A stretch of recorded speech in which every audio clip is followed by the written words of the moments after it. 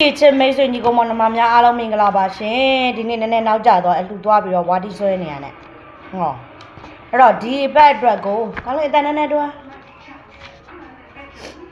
ဒီဘက်အတွက်ကိုကျမကဗုဒ္ဓဟူးမကြော်ကို3တလုံးမှမှာတယ်တပတ်စာမပြောက်ပတ်တီးကို3ည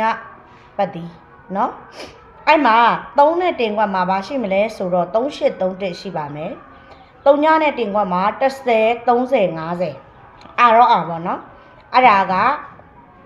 ဗုဒ္ဓဟူးမကြော်နဲ့တပတ်စာမပြောက်ပတ်သည်ပြီးတဲ့အခါကျတော့တပတ်စာထိပ်စီးက3.5ထိပ်စီး3.5ထိပ်စီးထိပ်စီးကတစ်ခုလာရင်ရရတယ်နော်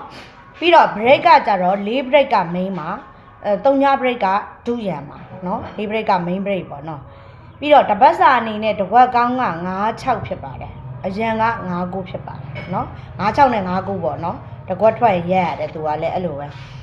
ပြီးတဲ့ခါကျတော့ပြန်ကြလာမယ်ပြန်ကြလာပါလိမ့်မယ်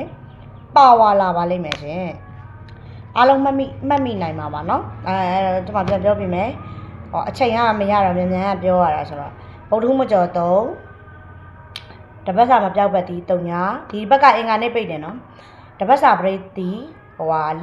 main break က4 break 3 break ကရန် break ထိပ်စီးတီး3 5ထိပ်စီးတစ်ခုလာရင်နားရမယ်